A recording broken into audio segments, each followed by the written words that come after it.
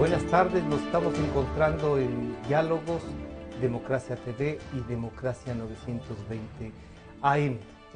Contamos ya con la presencia y nos acompañaban, estábamos dialogando un poquito antes de iniciar esta conversación en la que ya les incluimos a ustedes, al señor doctor Luis Calero y al ingeniero René Ortiz, para tratar, pese a todas las circunstancias que el país está viviendo, un tema que es harto importante, diría alguien, y que tiene que ver también con el futuro, es el petróleo, sus perspectivas y qué debería pasar con el petróleo en momentos de desastre.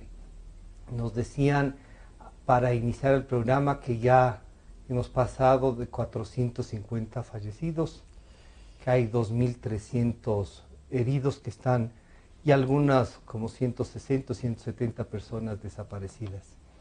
Nuestro abrazo nuevamente a las provincias de Manabí, de Esmeraldas, en el Guayas, en los ríos en general, a todo el país que ha sufrido. Y al darles la bienvenida al señor doctor Luis Calero y al ingeniero Ortiz, la vida sigue, ¿no? Y sigue, claro. ¿Y cómo hemos de seguir? Sería la pregunta. Señor doctor Calero, bienvenido, buenos días. Buenos días, gracias por la invitación y un gusto conversar nuevamente con René. Mire qué coincidencia, hoy en la mañana comunicaba a mis contactos en Facebook, que por lo demás son pocos, ¿no? Pero les comunico cuando hay algún evento de esta naturaleza. Y les decía que sin perjuicio de las donaciones y contribuciones que hubieran hecho y que deben continuar haciendo a los damnificados de esta tragedia nacional. Digo que sin perjuicio de eso, la vida continúa. Y todos los problemas que teníamos antes de la tragedia continúan y algunos se agravarán. Y que entonces cada quien tenemos que continuar haciendo lo nuestro. Y que en esa medida, pues a veces nos corresponde por la gentileza de los medios de hacer algunos actos de opinión y que ahora me correspondía esto. Entonces esto era para matizar de que definitivamente la vida continúa, los problemas continúan y... Pero un gran aporte también es hacer lo que uno siempre hace de mejor manera también, de buscar una parte, ¿no? Esa parte humana que uno encuentra en el ciudadano de Quito, en el ciudadano ecuatoriano en general. El trabajo es entonces una salida. Mire, definitivamente que es eso, pero hay que reiterar y sentirnos orgullosos como ecuatorianos de la calidad humana de la gente. O sea, la respuesta espontánea, sin necesidad de que nadie, ni guías, ni líderes ficticios, ni auténticos, nadie. Una reacción espontánea, auténtica de la gente de volcarse a expresar su solidaridad. Y lo que decíamos que tiene que esa solidaridad expresarse en hechos concretos, en aportes concretos. Solo que, y aquí sí debería haber ya la institucionalidad funcionado para canalizar y orientar adecuadamente. Porque no puede masivamente darse provisiones, como por ejemplo, y comentaba René antes del inicio del programa, que muchos bienes de consumo ya estarían este rato caducándose, pereciéndose, pudriéndose. Claro, si no son de las características que se requieren. Entonces, ahí se requiere, y aquí yo quisiera ver cadenas nacionales orientando esto, guiando cómo debe hacerse. Los municipios deben asumir sus papeles. Y bien que lo ha hecho el municipio de Quito. Extraordinario. Para mí es fundamental el trabajo que ha hecho el municipio de Quito en el sentido. ¿No es cierto? Y creo que los municipios en las otras ciudades deberían hacer eso. Canalizar, porque se asume que son los líderes locales. Claro. Y ellos deberían en este momento estar, valga la redundancia, liderando estos procesos para canalizar adecuadamente la ayuda a los compatriotas que están necesitando. Ingeniero Ortiz, esta apreciación que nos hace el doctor Calero y que compartíamos antes de iniciar el programa, ¿la tiene usted? El pálpito sobre esto es frente al dolor, frente a la tragedia, el cumplir nuestro deber de mejor manera.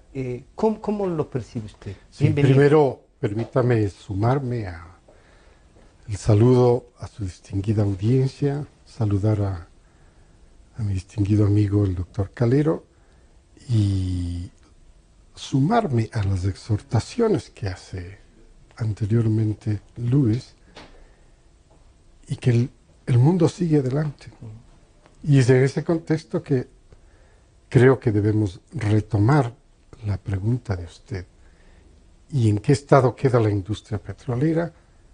¿Y en qué estado se la vería proyectada a futuro?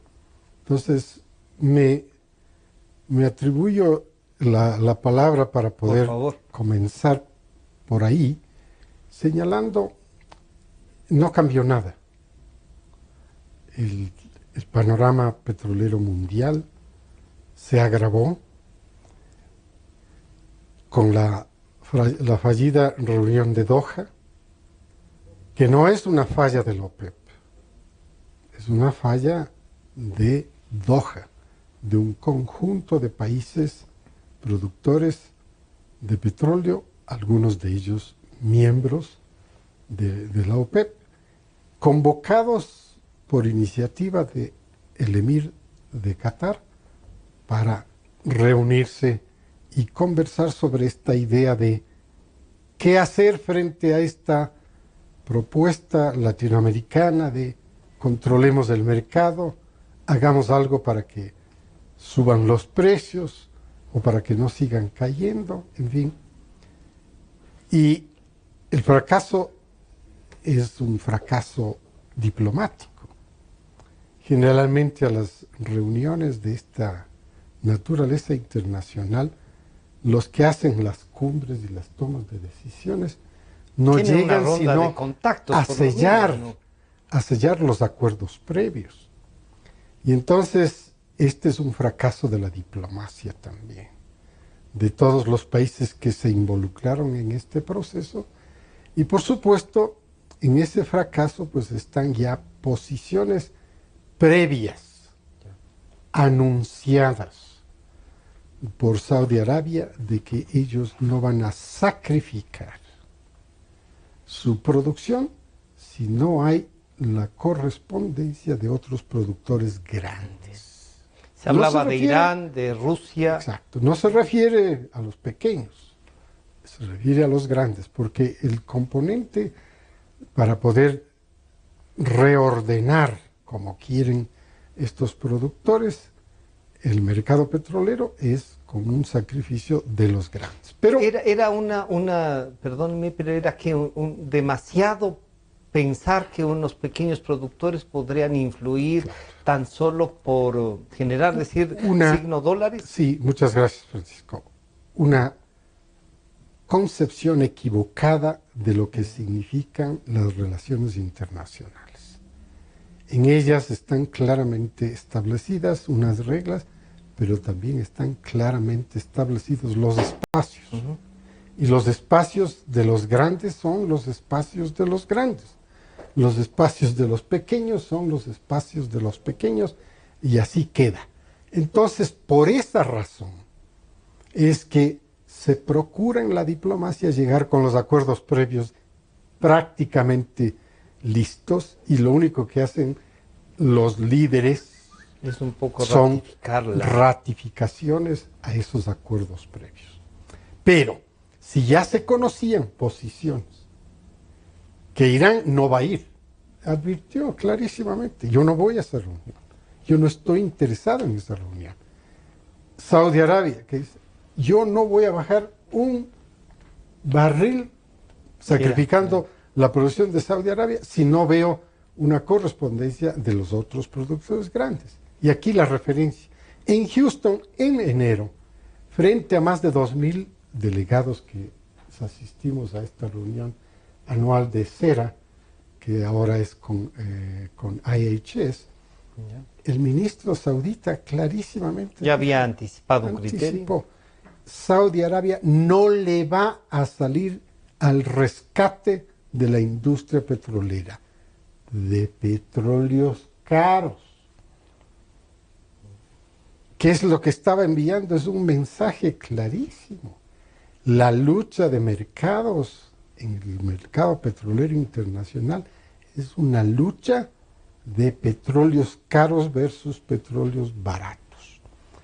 Pero tienen la misma producción, tienen el mismo costo. Tienen niveles de producción similares en algunos casos, pero tienen niveles de costos que no se justifican en estos niveles actuales de precios. cosa que también se aplica para el Ecuador. Cuando el Ecuador empieza a pensar en el ITT, y evidentemente el desarrollo del ITT está seriamente cuestionado porque en un ambiente de precios tan bajos no tiene futuro. No tiene futuro. Elevar la producción sería necesaria, pero no necesariamente pero se ver puede, otros campos. como ¿no es cierto? política perfectamente traído por usted, se puede elevar la producción, pero de los otros campos, de los que están en producción. Es decir, ahí hay mucho trabajo que hacer, de otros campos en los que se puede hacer esos trabajos con costos más bajos que los precios y que podrían todavía dejar un pequeño margen de beneficio. Doctor Calero, yo recuerdo que le habíamos preguntado en EXA a usted que incluso este ITT venía con esta carga de ya un fracaso de haber sido la propuesta universal y el mundo nos falló, no nos entendió lo que le estamos proponiendo. Pero ahora vamos a insistir. Escogemos mal los momentos, no hay una política petrolera. Y encima de eso ahora estamos entregando un pozo que es como la joya de la corona o de lo que nos queda de la corona, diríamos así. ¿Cómo esta reflexión que ya el ingeniero Ortiz nos encamina a decir, vean, estos son, y después ensayaremos un poco de qué deberíamos hacer? Claro, mire, poquito para abonar algunos criterios adicionales a lo expresado por René respecto de la reunión de Doha.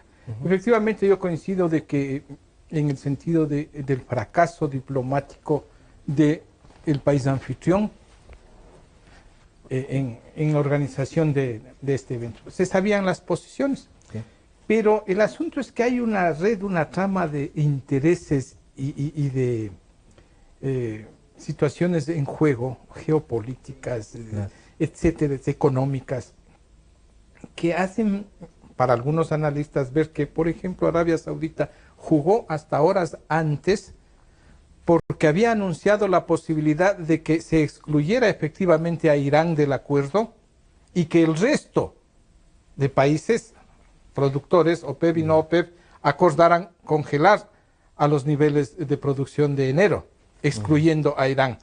Pero a última hora, faltando pocos minutos para el inicio de la reunión, modifica el texto de la declaración. Un príncipe de la corona se fue por encima. Modifica y simple y llanamente dicen, no, Irán tiene que estar incluido. Entonces, los analistas de política internacional dicen, ¿cuál era el objetivo? Hacerle ver en el concierto internacional a Irán como el malo de la película. O sea, el fracaso y las consecuencias de los precios altos están en Irán y no en Arabia Saudita, que históricamente había sido la tabla de salvación cuando se producían estas reducciones de los precios. Ayer revisaba las cuotas cuando se fijó en 30 millones de barriles diarios, se congeló la cuota de producción del Arabia Saudita bajó cerca de 2 millones de barriles diarios para acomodarse a la cuota, ¿sí? Mientras que otros países, como el Ecuador, por ejemplo, tenía todavía un techo para un margen para poder subir. ¿Sí? Pero bien, entonces ahí digo sinfín de interés, tanto así que al día siguiente, si bien en ese mismo momento anunciaban Rusia y Arabia un acuerdo para ellos, mentira, porque este príncipe ministro de hidrocarburos, creo que es viceheredero segundo en el corona, orden, como dice. Sí. Príncipe de la corona. Él dijo que Arabia Saudita inmediatamente iba a realizar las inversiones para subir 1 millón de barriles diarios. Inmediatamente.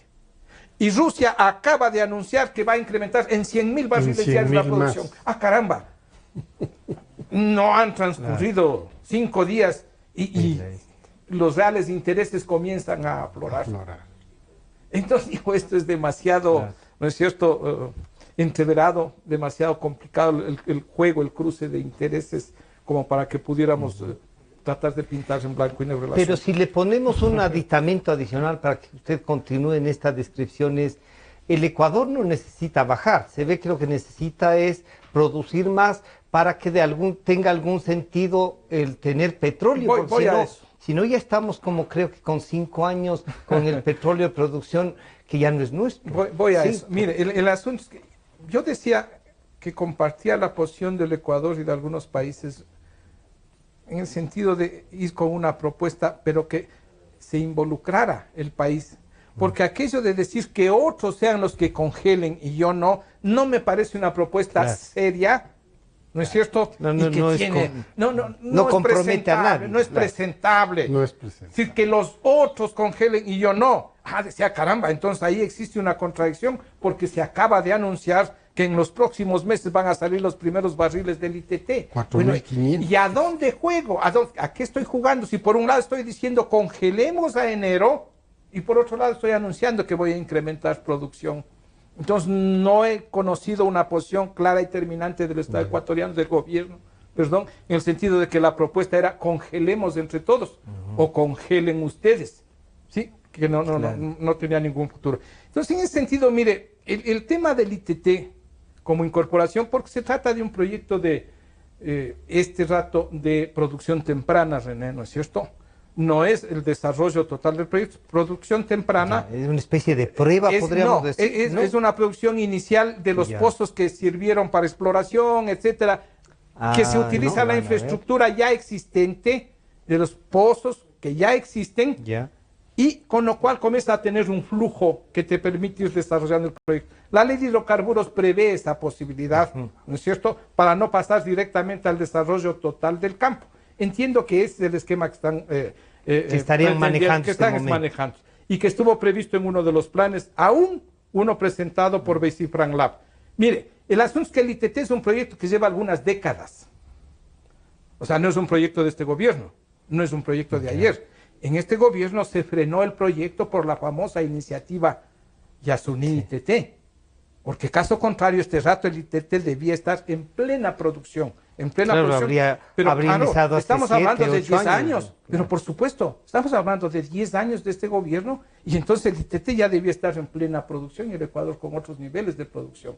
Entonces, el asunto es que, en primer lugar, es un proyecto que ya lleva mucho tiempo, se viene desarrollando desde hace algún tiempo. En segundo lugar, en general, todos los proyectos petroleros de producción petrolera, más aún son exploración y producción, y son proyectos de larga data, proyectos para 30 años, 25, 30 años. ¿Sí? Por y lo entonces, menos para que justifique obviamente, la evaluación ¿no? económica y todo tiene que hacerse en ese horizonte, y no con los picos o los precios de este momento. En ese sentido, yo no le veo inconveniente a que continúe el proceso de desarrollo para la producción del ITT. Lo que sí se requiere saber es quiénes y a qué costo están haciendo las respectivas obras. Ingeniero Ortiz, a ver, digamos, también nos pueden decir, los analistas dicen que sí es bueno elevar la producción, pero que no en este momento, que sí es bueno mantener ya, pero que no eran estos campos, pero también en estos campos vienen siendo estudiados mucho tiempo. ¿Entramos en un conflicto con las tesis del gobierno también? Es un conflicto debido a la falta de política petrolera. Es decir, aquí no hay sindéresis. La autorización de la Asamblea Legislativa para el desarrollo del ITT y particularmente el T de Tiputini es clarísima en su mandato. Tiene que utilizar tecnología de punta de características offshore. Es decir, tiene que haber un plan para que de una sola plataforma se puedan hacer 5, 10, 15, 20, lo que sea, de pozos. De esa manera minimizar el impacto ambiental. Cómo se han realizado los desarrollos en el campo, en el bloque 10, en el bloque 16, en otros bloques, Pañacoche igual, el de Oxy, el 15, es decir, con esa tecnología costa afuera. Entonces, si el gobierno del Ecuador está pasando por una crisis económica grave, el gobierno, ¿no? Si el gobierno del Ecuador no tiene recursos para sostener los planes de inversión de Petroamazonas, que ha llegado al punto de ceder el manejo de un campo petrolero como AUCA, con responsabilidad delegada en la compañía de servicios petroleros para que maneje el OPEX y para que maneje el CAPEX, o sea, lo que es el gasto de operación con el gasto de capital, y que como se le está entregando un negocio en marcha, que por favor le entregue al gobierno del Ecuador un prestamito de 1.000 millones de dólares, y creo que la misma figura, según entiendo del discurso oficial, se van a dar en otros campos petroleros. Pues en ese contexto, evidentemente el gobierno no puede arriesgar un pozo. No, pues esto es un absurdo. O tiene un plan y para eso tiene un contingente económico que apoya el plan, o no entra en el plan. Así de sencillo. Pero Petroamazonas está haciendo este tipo de delegaciones, de entregas, de transferencias, porque no tiene dinero. Entonces, ¿cómo es que se puede gastar dinero en un pozo? Es que esto es totalmente sin sentido. Y peor aún, nuevamente, reafirmando el criterio que yo expresé hace un momento, el petróleo de esos yacimientos va a ser y seguirá siendo un petróleo caro, y va a seguir siendo más caro, porque las condiciones no son para que los costos bajen. No, los costos van a seguir subiendo. Pero además del Entonces, tipo cada de vez petróleo que tiene... pesado, va a necesitar diluyente, va a necesitar una cantidad de otros aditamentos que van a abonar en el sentido de que la explotación cada vez va a ser más costosa, y se va a quedar como el carbón de Tixán. Cuando se descubrió el carbón en Tixán, bueno, pues ya se viró la página y tampoco se siguieron haciendo exploraciones para ver si existían otros yacimientos de carbón. Ya pasó la historia eso. Lo mismo está pasando con la historia del petróleo. Y por esa razón, más bien el gobierno del Ecuador, como los gobiernos siguientes, tienen que estar preparando a la población hacia el futuro. Y el futuro dice claramente que no es con petróleo. El futuro dice claramente que es con energías alternativas. Y el mundo está entrando en una masiva electrificación, utilizando técnicas muy modernas como energía solar fotovoltaica. El Ecuador está iniciando eso también. Claro, pero en proyectitos pilotos aquí ya que no tiene ninguna influencia. Y la hidroelectricidad acaban de inaugurar, si bien es cierto, no completa, pero el 50% ya está inaugurado. Otra vez vamos al tema del no completo. Gracias por la observación que usted hace. Mire, el terminal provisional de Esmeraldas salió provisional desde hace 30 años y sigue provisional. No, así no se manejan estas cosas. O los proyectos se los hace y se los entrega y se los pone en marcha cuando han sido terminados, o no se anticipan de esta manera porque crean otras condiciones. Esto es típicamente como el enfermo accidentado.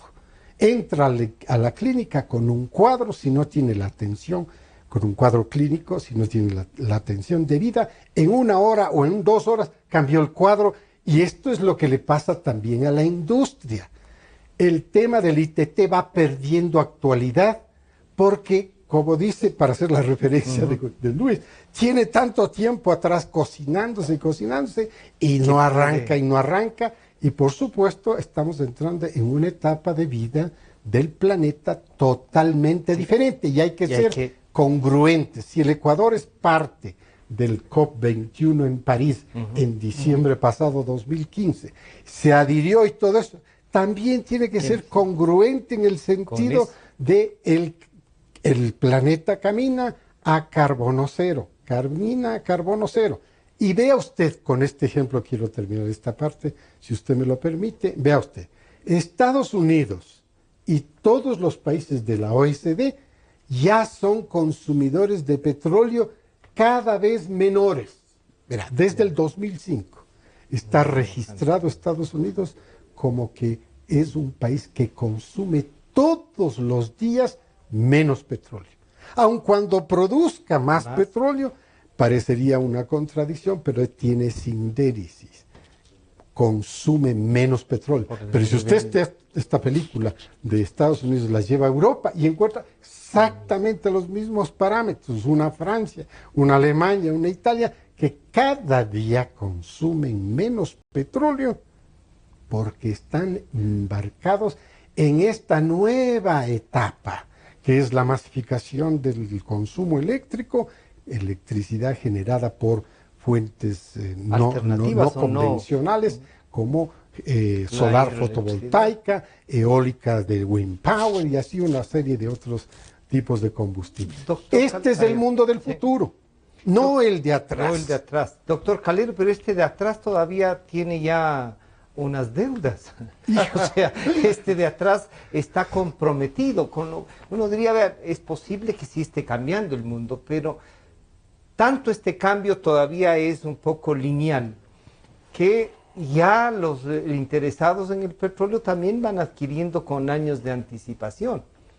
Pero de ahí viene, estamos preparándonos con esta media central hidroeléctrica entregada con un tiempo de retraso, o solo estamos cubriendo el que no paguen las multas de ese retraso. Y allá le pregunto jurídicamente, ¿esto puede ser así o es una interpretación de mala fe? A ver, verán, yo pienso que a mí me espeluzna cada vez que en la televisión escucho, veo la posible incorporación de algunos inventos de autos eléctricos, etcétera, porque digo, ¿y el petróleo? ¿Y cómo vamos a quedar? Claro.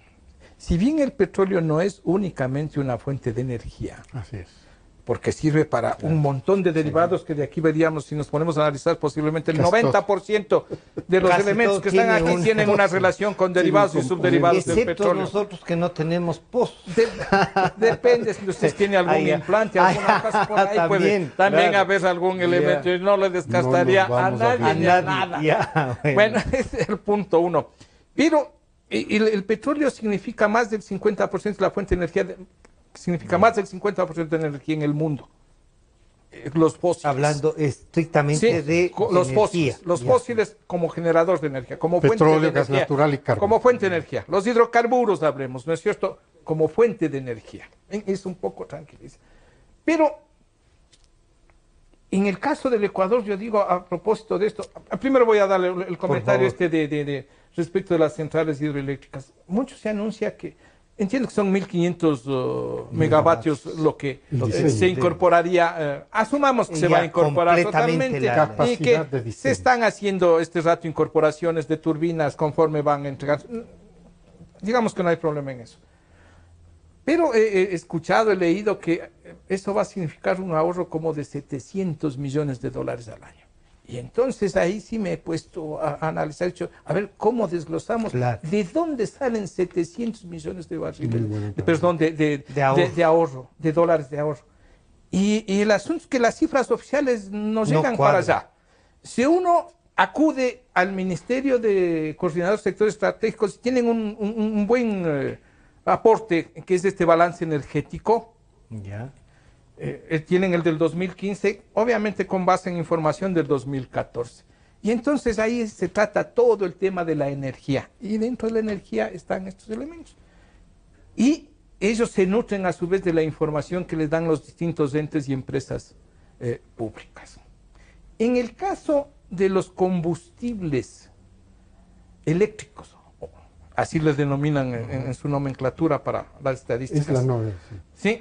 Y digamos que son los combustibles que se destinan para la generación eléctrica. En total, en el año 14 estamos hablando de 12.775.000 barriles. Teníamos todavía. Las 12 millones de barriles que Petroecuador entregó al sector eléctrico. Pero estos 12 millones están desglosados. 2.861.000 barriles de diésel, el diésel 1. 4 millones de barriles del fuel oil. El fuel oil que tiene como componente el diésel importado en una proporción del 25%.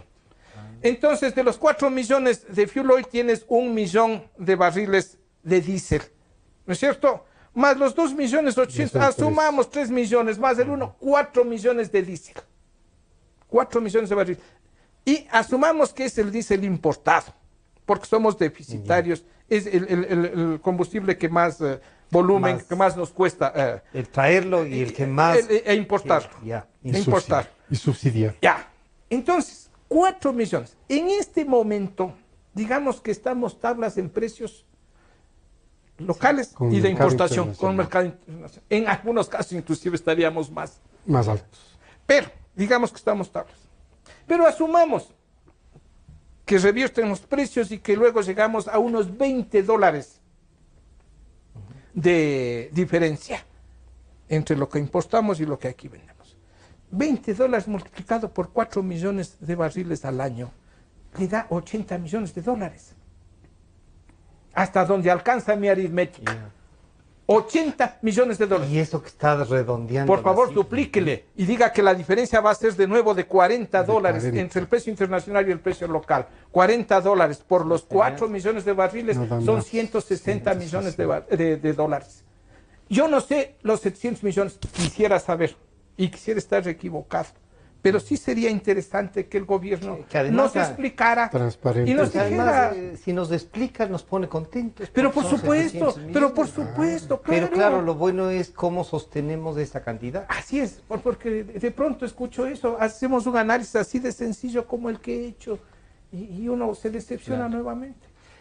Luego de este corte continuamos con el mundo petrolero y este mundo petrolero para el futuro y en medio de un desastre, cómo podemos enfrentarlo y cómo vamos a trabajarlo como país. Enseguida volvemos.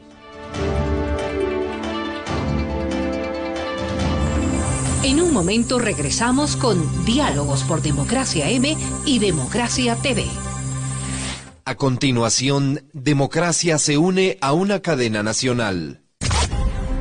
Ecuatorianos, hemos enfrentado uno de los terremotos más duros de nuestra historia. Por eso, hoy más que nunca, es momento de demostrar nuestra unión y solidaridad, porque solo juntos saldremos adelante. Necesitamos alimentos no perecibles como enlatados, arroz, galletas, botellones de agua, frazadas, toldos o mosquiteros, pilas, linternas, colchones en buen estado y repelente.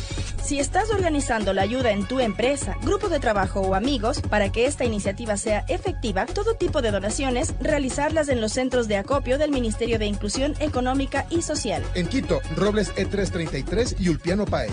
Y en la avenida Teniente Hugo Ortiz, N0C53 y Quevedo. En el resto del país, en las direcciones distritales y coordinaciones zonales del Ministerio de Inclusión Económica y Social. Más información en www.inclusión.gov.es o al 1-800-002-002.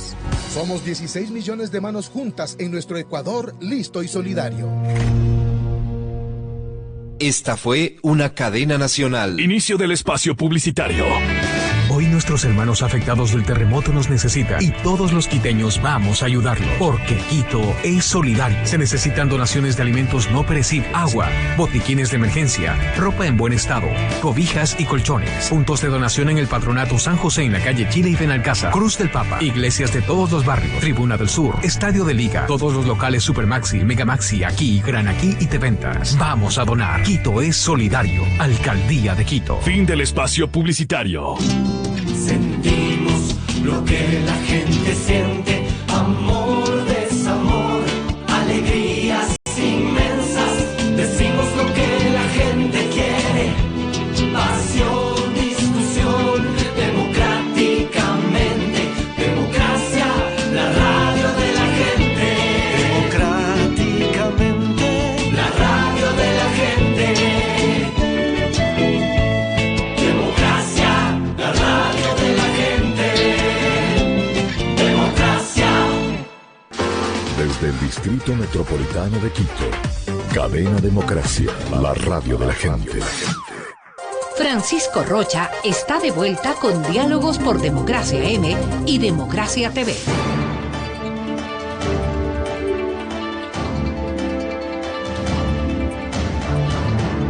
De regreso ya a este diálogo sobre el tema petrolero y claro, yo decía, es un tema que debemos enfrentarlo en medio de un desastre. Y cuando la primera vez que anunciábamos el programa decían un desastre, ¿qué? ¿Un desastre económico o el desastre que es una realidad, el terremoto, ¿no? Ingeniero René Ortiz, ¿cómo le planteamos al país entonces una política en medio de las necesidades de recursos?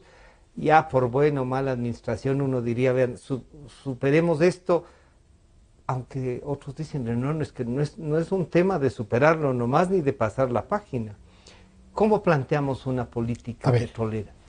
Es una muy interesante pregunta, de la que no hay cómo desprender lo que estaba pasando antes del terremoto. Antes del terremoto, el sector, la industria petrolera del Ecuador estaba en crisis. O sea, ya la industria petrolera del Ecuador había perdido niveles de producción de petróleo crudo.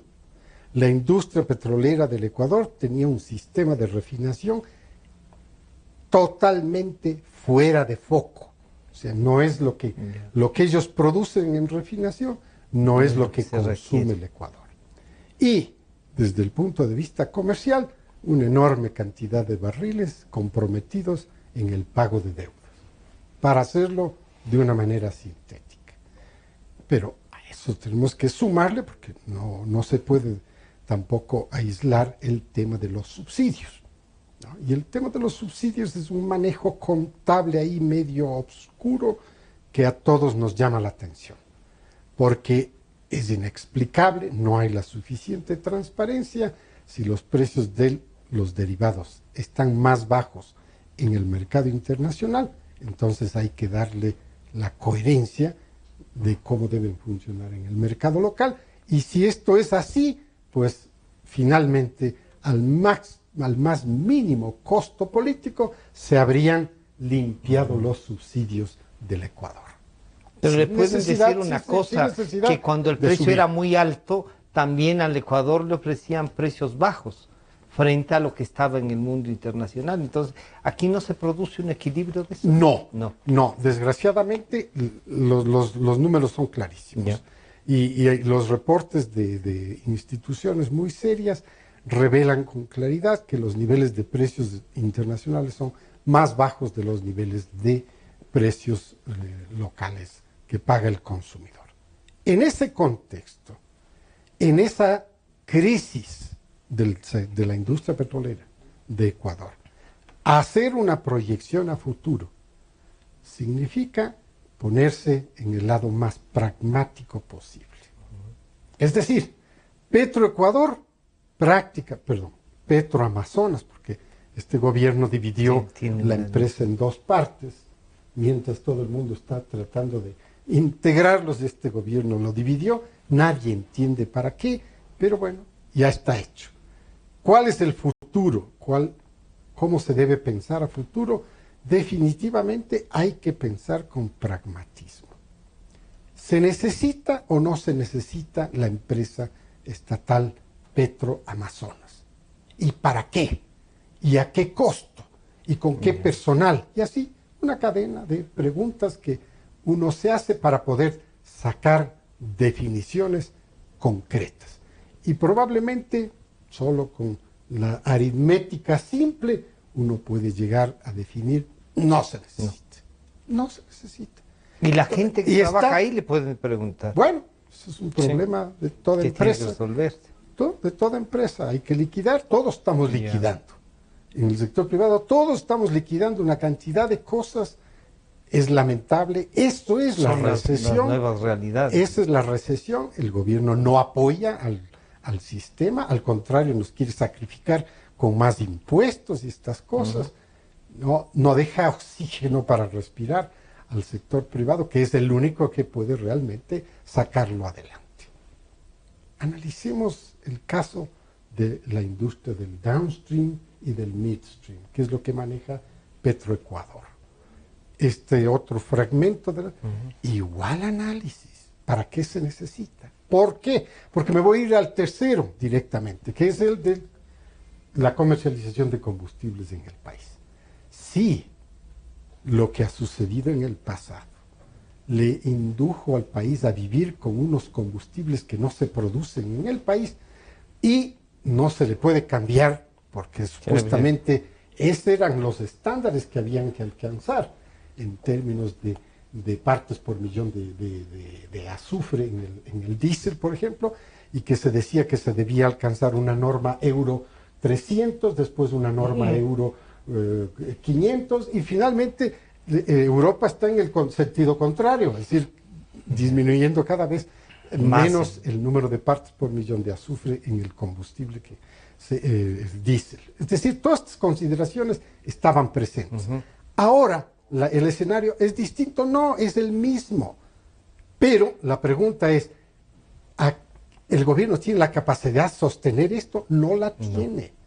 Entonces, ¿qué es lo que tiene que hacer? Delegar en el sector privado otra vez toda la comercialización. Pero ahí tiene un rompimiento, lo van a decir, no, quiere privatizar. Eso ya es problema eso de los 1.000 millones no es una forma de privatizar. No, esos son conceptos. La privatización son conceptos. Yo le decía, vamos a tener que manejar el futuro de una manera pragmática.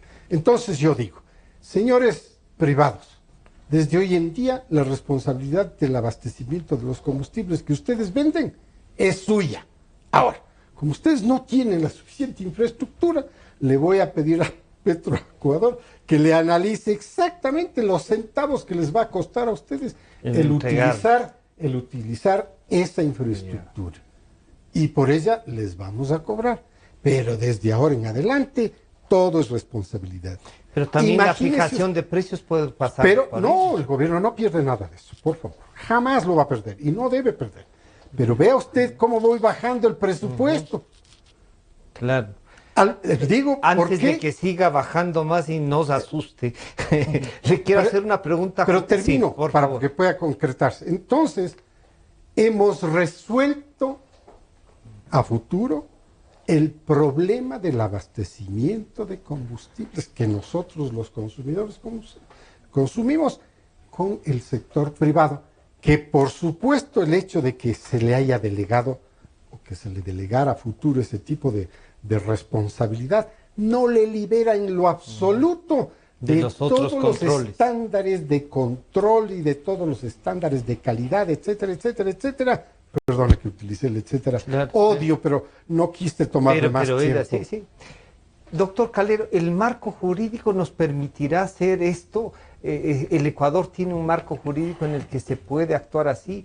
Y claro, y ahí la pregunta que yo le hacía un poco cortando al ingeniero Ortiz es, siguen recortando, pero claro, ahí hay también en esos recortes, hay un mundo de ecuatorianos que están quizá mal, quizá hemos estado trabajando mal. ¿Cómo empatamos lo jurídico, lo humano, con esto que es una realidad, no? Mire, excelente pregunta. Pretendía ir por ahí.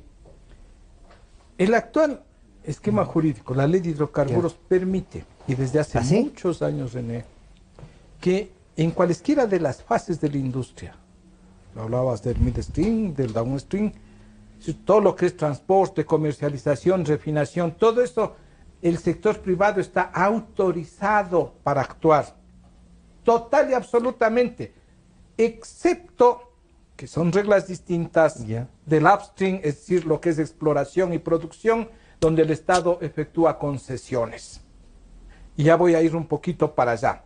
Pero en todo lo que es refinación, en lo que es transporte, en lo que es comercialización, están abiertos.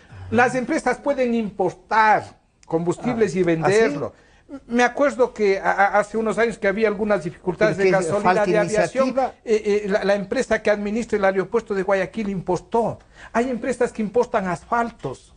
Correcto. Sí, entonces la pregunta aquí es ¿por qué no las empresas no han construido poliductos? ¿Por qué las empresas no han construido sitios de almacenamiento? Porque ya hay. A ver, René, yo cuando tú hablaste respeté total y absolutamente tu tiempo y aspiro que así continuemos. Mire, la ley les obliga a las empresas comercializadoras. No hay obligación. Vamos, por favor, René. La ley les obliga a las empresas comercializadoras a tener su propio sistema de almacenamiento. Y vaya a ver usted si hay una empresa comercializadora que tiene su propio sistema de almacenamiento. Se utiliza el almacenamiento estatal. No se cumple con la ley. Bien, yo creo que este gobierno es uno de los que más ha permitido la participación del sector privado en exploración y explotación de petróleo. ¿Sí?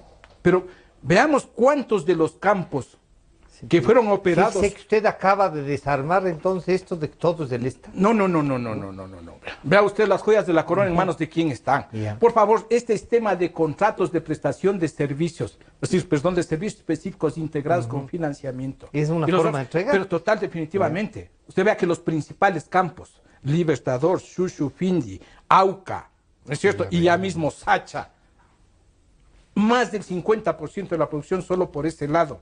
Lago Agrio incluye, y todos los campos pequeños, y ahora ya está Pañacocha, y ahora está Edenyutur, y ahora está todo, prácticamente está siendo operado por empresas privadas con algunos membretes, ¿no es cierto?, que se inventan ahí para decir que no es así. Pero en la práctica el sector privado está participando definitivamente, totalmente en la operación de los campos petroleros.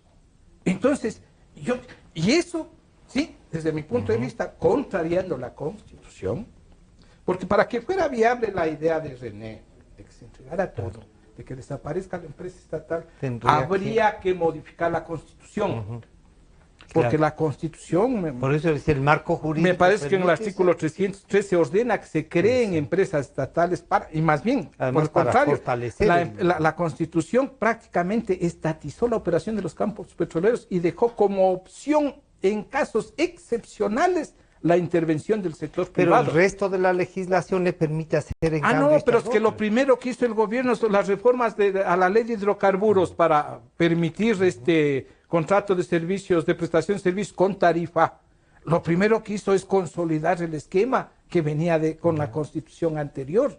Es decir, mientras la Constitución de Montecristi puso los direccionales a la izquierda, el gobierno se fue por el lado derecho. O sea, así de simple. ¿Sí? Entonces, habría que modificar la Constitución. Sin embargo, mire, yo considero que esta es la oportunidad, y digo a propósito de la crisis esta de los precios bajos, es la oportunidad del Ecuador para pretender un quiebre en el dimensionamiento y en la configuración de una verdadera política petrolera. Partiendo de unas 3 premisas básicas: la propiedad de los hidrocarburos de todos los ecuatorianos, no es del gobierno. Punto 1. La Constitución ordena que la explotación de los recursos naturales sea con responsabilidad intergeneracional. No se pueden consumir todos los recursos que podrían eventualmente futuras generaciones asumir, consumirlos en este momento. ¿Sí? Es la segunda... Esto de las ventas a futuro, de comprometer es por ahí, desde ese punto de vista, hay algunos esbozos de inconstitucionalidad y de ilegalidad que en algún otro momento podríamos conversar sobre esto. Entonces yo digo, partiendo por lo menos de estas dos premisas fundamentales, sí me parece que habría que, entre todos los ecuatorianos, tratar de determinar si el petróleo debe servir como fuente de energía para el desarrollo, o también como fuente de recursos presupuestarios. Porque si lo va a hacer exclusivamente, que esa es mi posición, para el desarrollo, como fuente de energía para el desarrollo, tiene que redimensionarse y reformularse lo que se está pretendiendo. ¿No es cierto? Entonces esto de estos precontratos, estos contratos de preventa, estas ventas atadas a préstamos, etcétera, etcétera, no tendrían ninguna razón, ningún sentido. Y entonces sí podríamos ir a la creación de un fondo, ¿no es cierto?, que pudiera servir para las futuras generaciones. Un fondo que puede apalancar proyectos de desarrollo, etcétera, etcétera, pero un fondo que rinde. Pero por supuesto, ese para mí debería ser un elemento. Esta nueva visión, que debería, sí, para mi criterio, y eso es lo que deberíamos discutir. O sí, la mayoría dice, no, que siga sirviendo como fuente de recursos presupuesto. A caramba, sigamos así.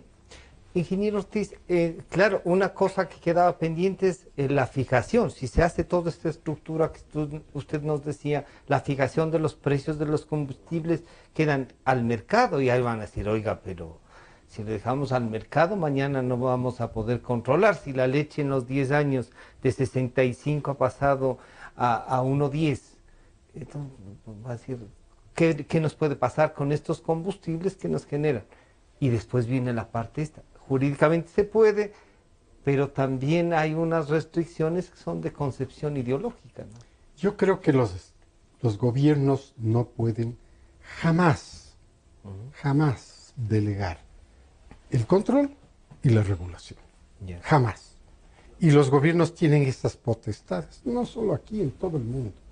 Entonces, a mí me parece que todas estas ideas que van aflorando de cómo proyectar hacia el futuro el desarrollo de la industria petrolera, pues van encajando con conceptos como este, si la industria debe ser orientada al desarrollo.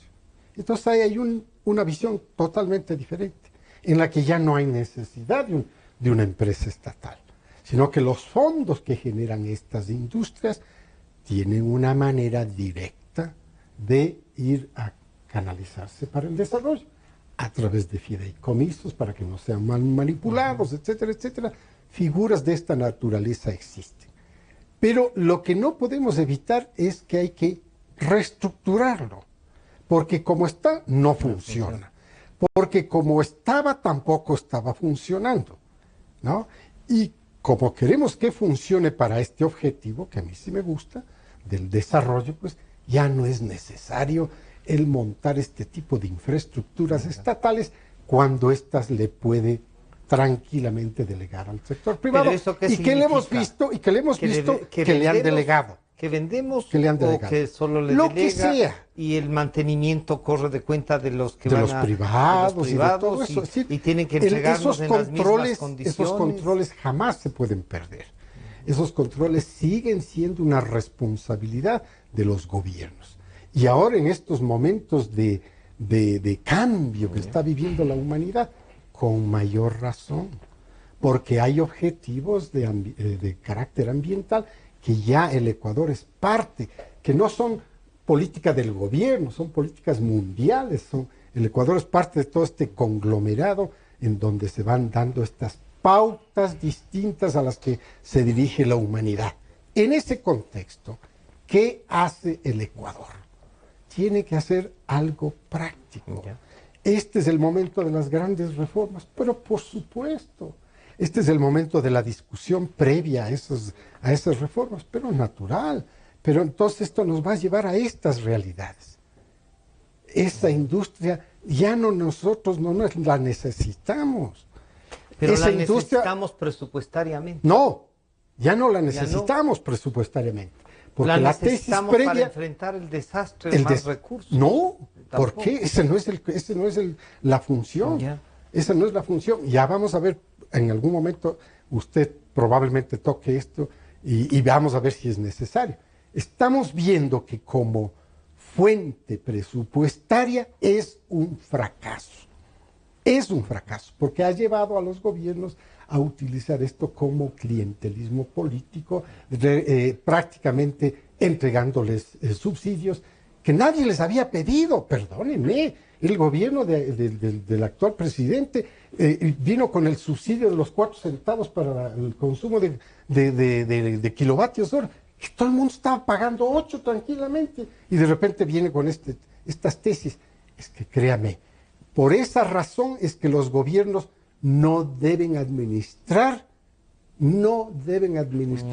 las industrias. Los gobiernos está probado que son malos administradores, y los gobiernos está probado que viven siempre esta tentación de irse por los clientelismos políticos en dádivas que después no se las puede sostener, como las que hemos vivido por tantos años en materia de subsidios de los combustibles, en materia de subsidios de la electricidad y otros subsidios que han aparecido. Doctor Calero, lastimosamente es un tema que no solo que apasiona, sino que tenemos que encontrarle una salida. O sea, además de las propuestas, ¿usted encuentra que el gobierno tiene alguna planificación, que nos está haciendo una propuesta, o cómo empujamos a que tenga una?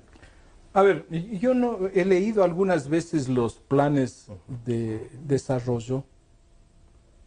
Tiene algún nombre específico dentro del argot gubernamental, creo que se llama Plan del Buen Vivir, me parece que se llama. Pero la Constitución llama que son planes de desarrollo. Entonces, estos planes de desarrollo cuatrianuales, he leído y he releído y no he encontrado, me he sumergido, porque hay que sumergirse en una terminología, ¿no es cierto?, bastante rimbombante, rebuscada por ahí. Me he sumergido y no he encontrado con claridad absoluta metas, objetivos relacionados con el sector hidrocarburífero. Una que otra ahí relacionadas con el medio ambiente, para mejorar, pero más por el énfasis del medio ambiente que por la como producción. política petrolera. Entonces, lo que sucede es que quienes posiblemente elaboraron, diseñaron los planes de gobierno, los tecnócratas, eran de aquellos que tenían la concepción, ¿no es cierto?, medioambientalista a ultranza. Entonces, mi deducción es que para ellos era un pecado mortal hacer constar que haya el extractivismo dentro de los planes de desarrollo. Entonces, pues digo yo, no sé. Excepto como algunos elementos aislados, como decir la refinería del Pacífico, que se convertían en proyectos de estrella, entre comillas. Luego apareció la modernización o repotenciación de la refinería de Esmeraldas, algo así, pero de manera muy puntual, muy específica. Que además de entrado parece en pleno ejercicio la refinería de No, Esmeraldas. sí, se supone, ahí también existen algunas versiones, algunos informes. Por eso decíamos, antes de que pretendan importar crudo para procesar en las refinerías, primero reciban la refinería, hagan las pruebas que corresponde con el crudo para el que fue diseñado, para el que se contrataron los equipos, con lo que nos hemos gastado o invertido, entre comillas, 1.500 y más millones de dólares. Hay que hacer todo eso. Hagan bien las cosas. Definitivamente, ¿no es cierto? Yeah.